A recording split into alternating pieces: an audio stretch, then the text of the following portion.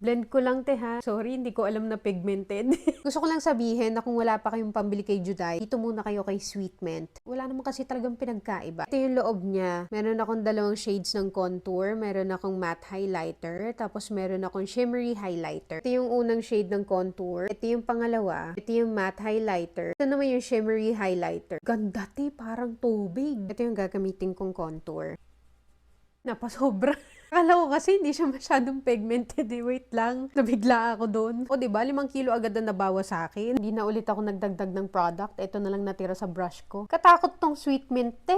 At hindi yun yun naman. Ang dami pa rin pala nandun sa brush. Para naman sa aking nose, ito namang lighter shade. Para hindi ako mabigla. Okay naman. Mas okay pala to. Ganda-ganda niya. Ang flattering. Ito yung sinasabing parang airbrush finish.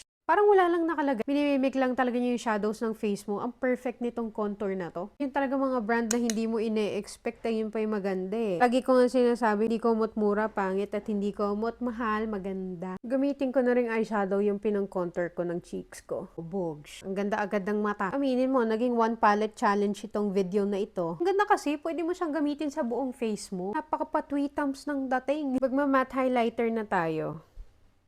Kita niyo ba yan? Para sa akin, mas maganda talaga pag matte highlighter. Mas flattering sa mga photos. Lagi ko sinasabi, kung oily ka na, medyo lumayo-layo ka sa mga shimmery na highlighter. Kasi, pag nagmantika yung face mo, mas lalo kang magmumukhang greasy. Gawa nga na may added pa na shimmer. Mas na-define yung ilong ko, diba? Mas nagmukhang matangos. Lagay naman tayo dito sa inner corner. Nakaka-brighten talaga siya. Diba ang flat tingnan nitong isa? Pwede mo rin tong gamitin sa under eyes mo. Kasi yung pink, nakaka-cancel out yan ng mga blue at saka ng green undertones na nakikita sa dark circles. Napaka-versatile nito ni Sweet Mint na palette. Ang bottom line lang naman dito is hindi mo kailangan gumastos na malaki. Kasi may mga product na hindi hamak na mas mura. Pero, ganun din naman yung performance. Madalas pa nga, mas maganda pa yung quality. Again, this is the Sweet Mint Contour Palette.